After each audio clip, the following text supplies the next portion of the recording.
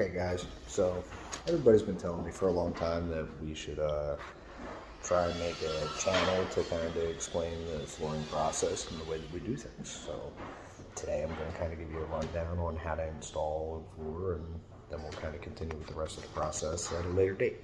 So this is where we're at.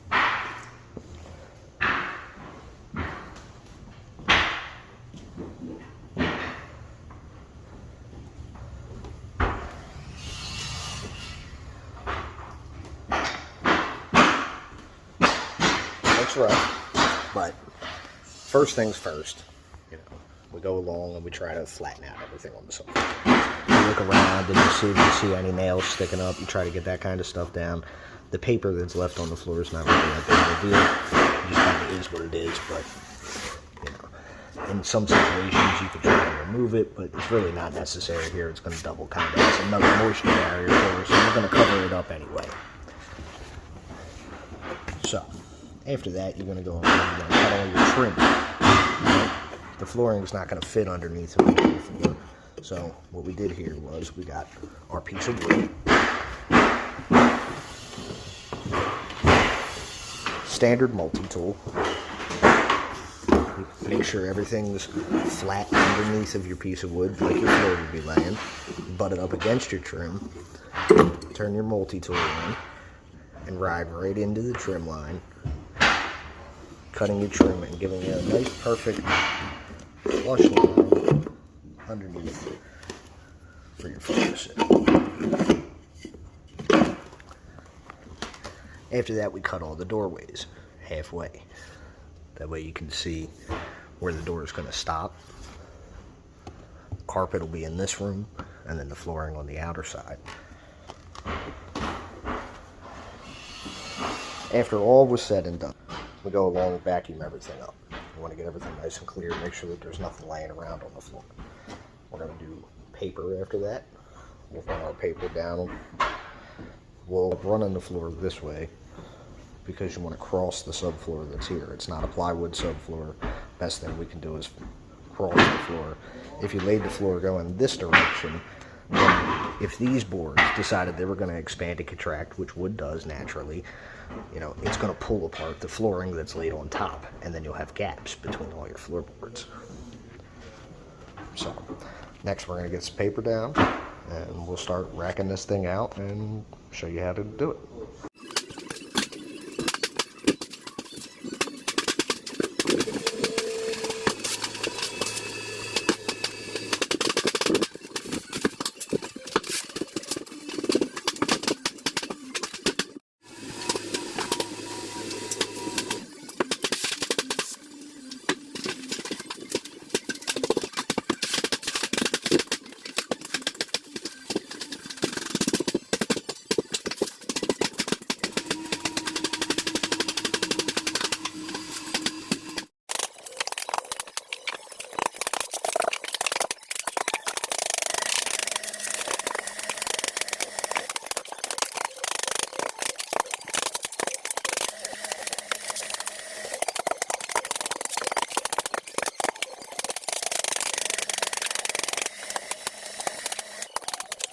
Alright guys, so now we're all papered. Take a good look.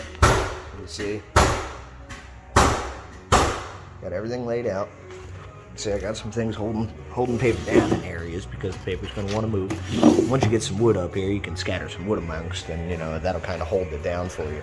And you have to be real careful if you do overlaps like this, because you have a small area, because these areas are super slippery and you will go down. Now, directionally, we decided we're going to lay the floor this direction to cross the joint, or to cross the subfloor. If it was a plywood subfloor, then you would probably go the opposite direction because it's better to cross the joists if you can.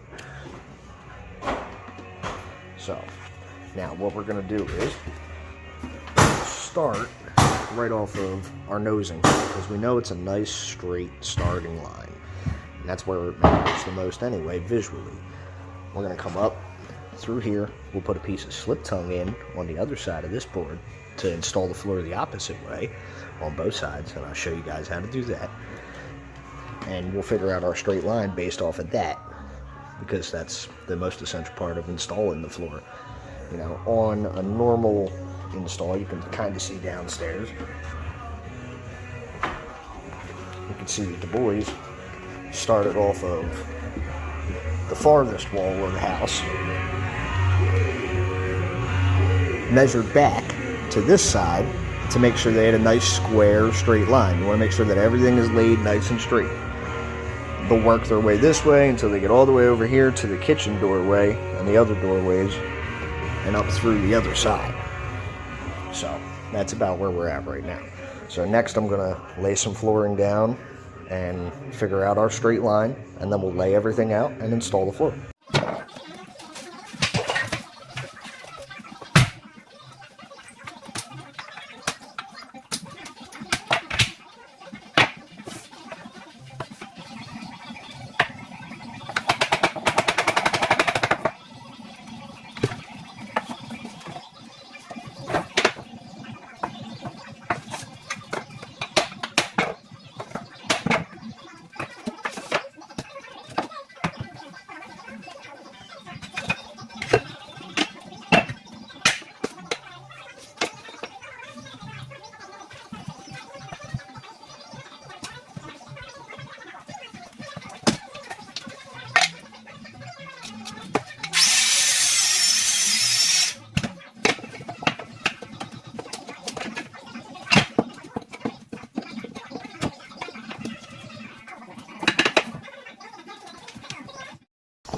Alrighty guys, so now what we're going to do is we're going to make a little slip tongue.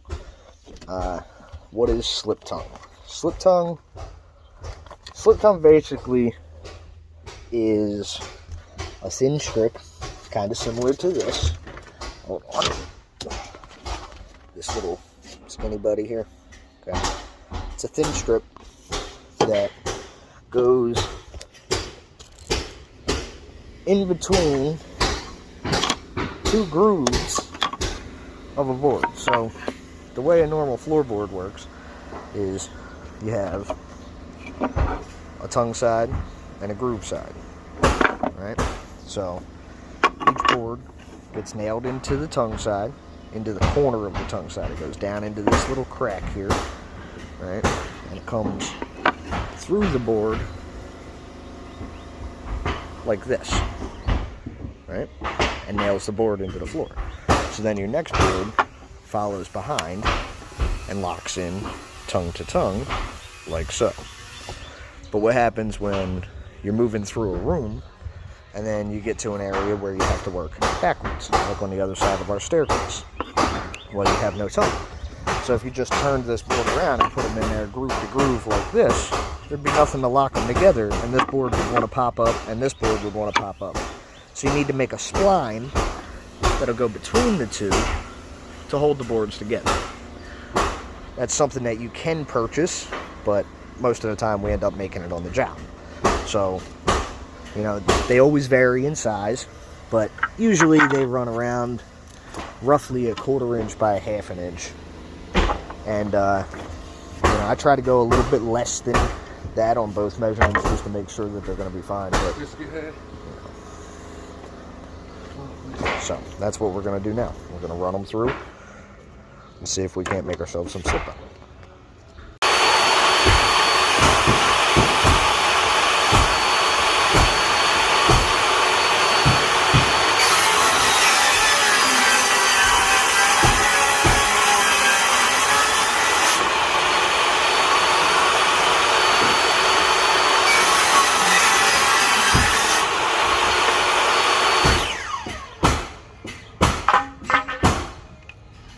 You notice on the floorboard has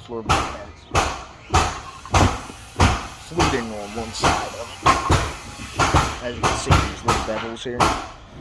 So when you're ripping these down for the next size, you want to make sure you're cutting off the beveled side or the bottom of the board, not necessarily the top of the board, because the top of the board is the most square part of the board and it'll give you the most accurate cut.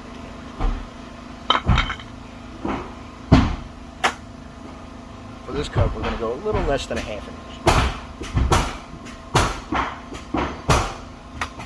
I prefer to do it like this because a floorboard's already 3/4 of an inch. So when you run it this way, You're going with the grain on your skinny part of the board. It's not going to tear your board up too much. And you end up with a nice cut. You already had 3/4 of an inch to work with by doing it anyway. So your 1/4 inch cut's done. You just got to take off that little extra.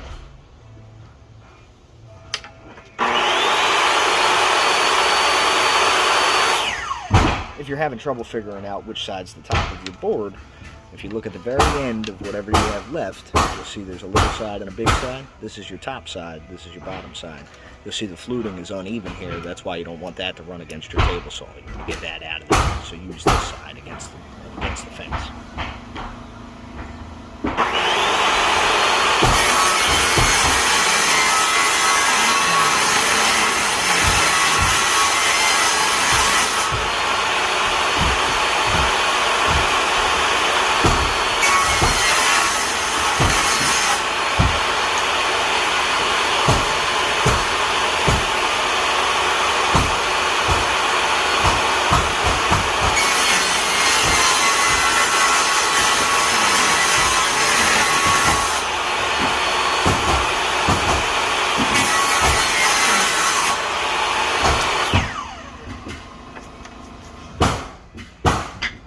So now that our spline's made, we should be able to slip it right in between the two boards, like this.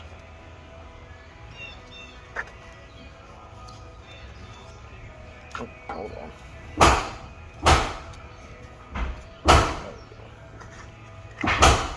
Stuff her in there. And you take your other one, same deal, put them together, test fit them, and make sure that your boards are tight. That way you know you're going to get a good closed cut. And that's our slip tie.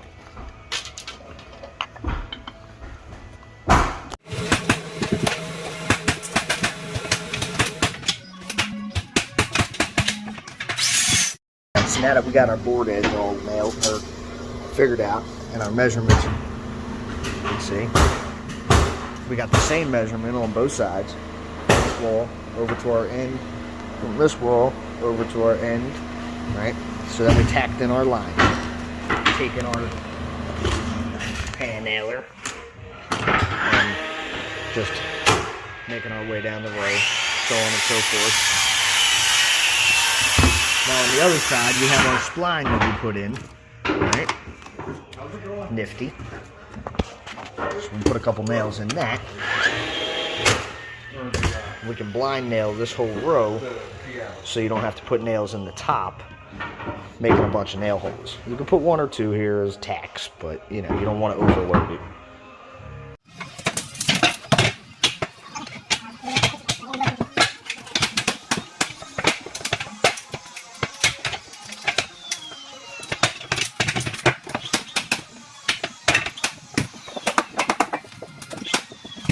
Now we're going to start racking some stuff out. Now, you'll see here I got a board. It's that short. Do not put little pieces of wood in the ends like that. It's a big no-no. Any floor guy that cares will not do that. The other thing is, when you're laying out your boards, you want to start at your important side. Make sure that that is always up tight where it goes. These door trims, we cut around all of them. I'm going to have a notch around this so that it can slide up into there, sit up nice and tight, right? And then we're going to fill in the other side of that row up to here, make sure everything's nice and tight against the nosing. You have to stay tight against that stuff unless you're going to get a 1/4 round molding that goes around to cap that edge, but this is not, so. The other thing is joints. When you're putting these boards together, you don't want these joints to be too close together. You don't want them right on top of each other like this. Rule of thumb, generally enough, is to make sure that they're at least the width of the material, which I still think is too close, you know, so you would do like that, you know, and on a 4-inch plank, I think that's too small. So, you know, try to keep your joints as far apart as you can. You want good spanners in there, you know. So you try and find yourself a board that's going to stretch all the way past, you know, to give yourself a good span on your joint. Or you put a small one up in here that's far enough away so that you can span with the next board and keep all your joints away. Same thing though, you don't want to have a bunch of little tiny pieces in here, so you got to draw the line somewhere on how big of an end board you're going to have. So that's what we're going to do. We're going to rack this out, we're going to rack out the rest of this just like they did downstairs, and then we'll start the lesson. So I wanted to show you this. This board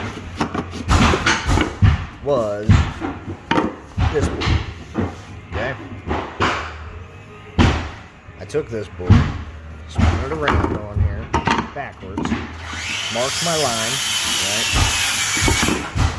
Cut it, so I got my end, right? And now I can take this side, because it has the tongue on it, no groove, and I can put it up here as a starter. Called the starter and ender process. It's a good way to keep your waste down to a minimal, and you don't always have to try and find a board that's real close to what's going to fit, because, you know, otherwise you're kind of you're wasting this whole piece when you cut it off, you know what I'm saying?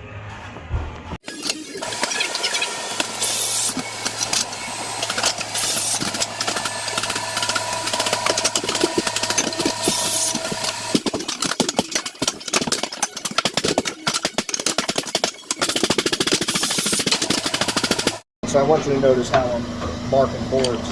If you look at my mark, I got this slid up nice and tight underneath of the front. I also need this nice and tight underneath of my tile here. Right? But I also need to leave a little bit of expansion room, which we do have some play room here. Okay? Otherwise you would need a piece of cord around in there. But probably.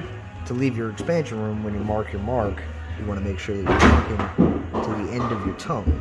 So when you cut your board off, you have play space back and forth. But it's still hidden. And when you start, you're going to start tight against the tile. So you don't have to worry about that.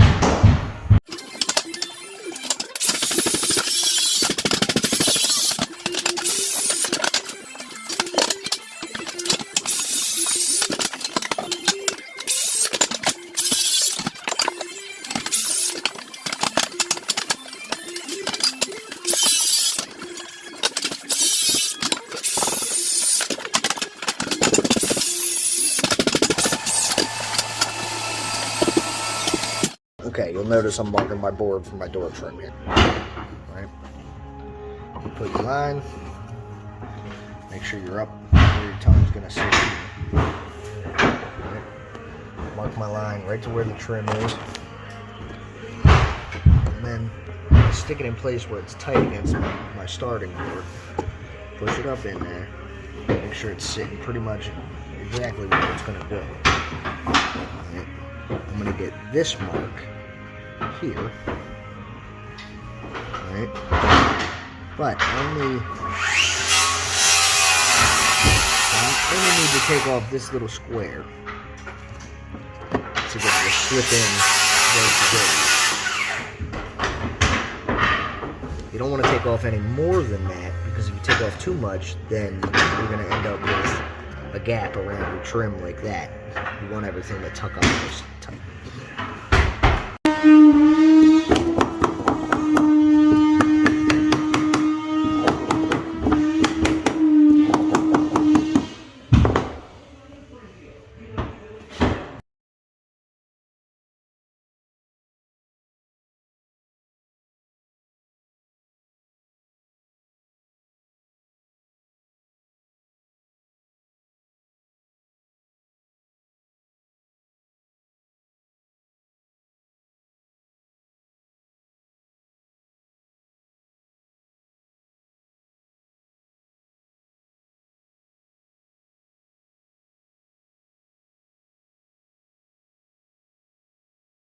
Alright guys, so now we're like 90% of the way there.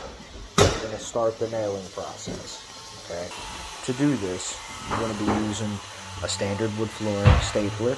Right. Mine has a roller on the bottom. Some of them do not. This is a little easier to maintain for the average person.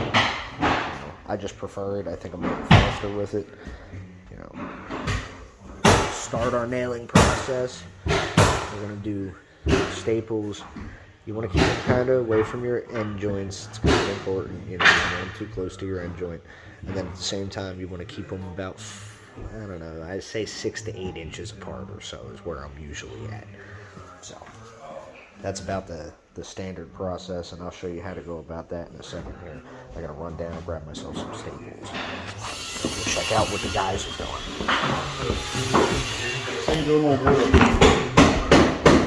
Good, I'm laid out all the way up. Got it now, and then I'll be able to do like the rest. Like I gotta, you know what I mean?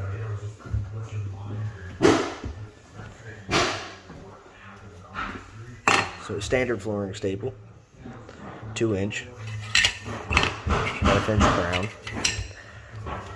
They get loaded in. Right. Set our nailer up. Make sure it's footed the right way. The staples are in the right spot. Try not to have a leaky nailer. Just nail it.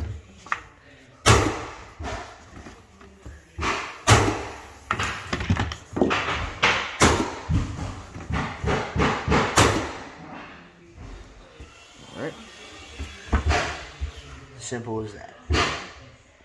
Now while we're going along here, we're being able to keep our end joints up tight against this. We got everything cut nice and square so that when we get up to this section, we'll be tight on both ends. So that's what we're going to do.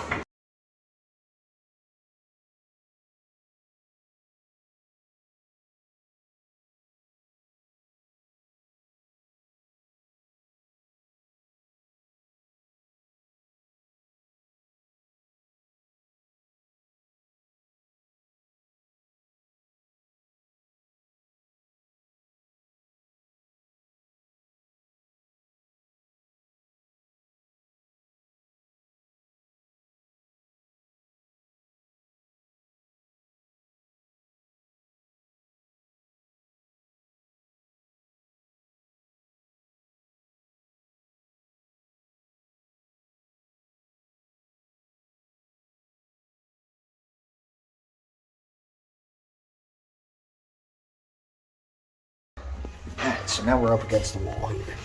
So, everything's nailed in. Got our last boards nailed in. Toe nailed them because you can't get your stapler in there. It doesn't fit. Alright, so take your final board. You gotta cut the size already. Line it up. Board edge to board edge. The groove facing this way because that's the side you need. Top.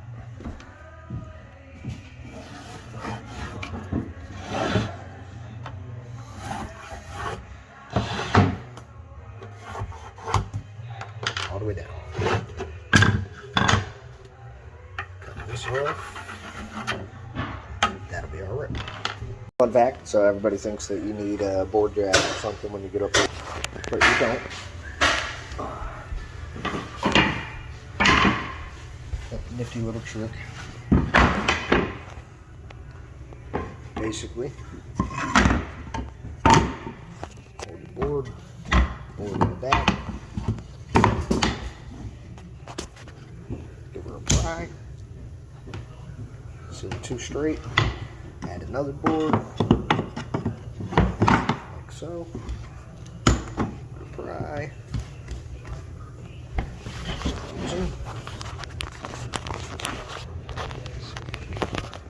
Hold that.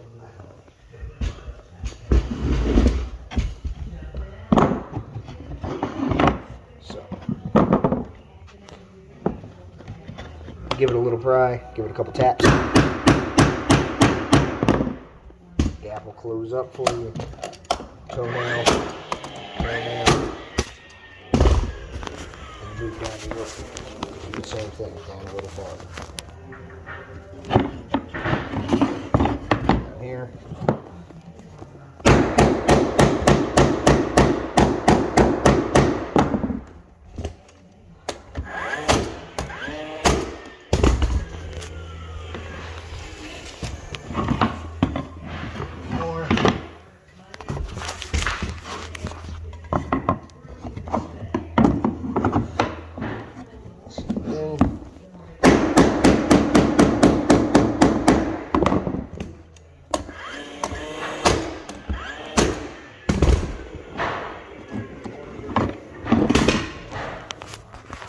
After that, your last 2 rows are in.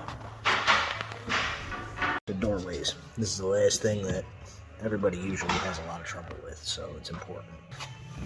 You do the same thing as we learned earlier, right? You get your row lined out, right? Set everything in where you want it to sit. Put your tracer board on, tongue side against the wall, because that'll give you an expansion gap.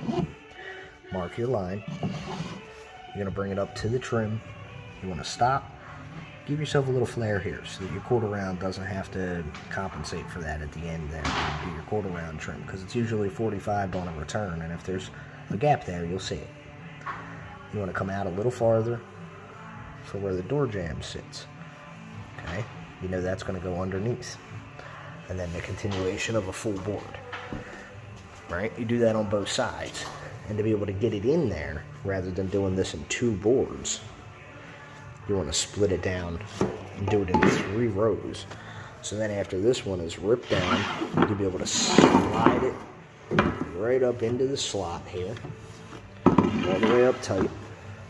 Then you'll be able to take this one, slide it right in place, and nail everything in, and then you're done.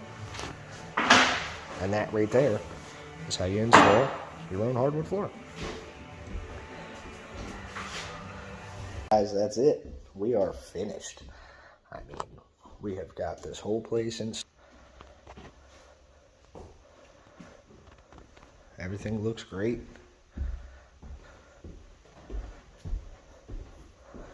Check out our hallway.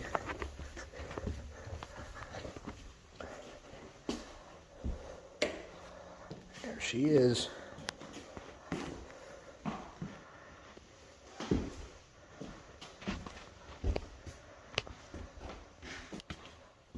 So,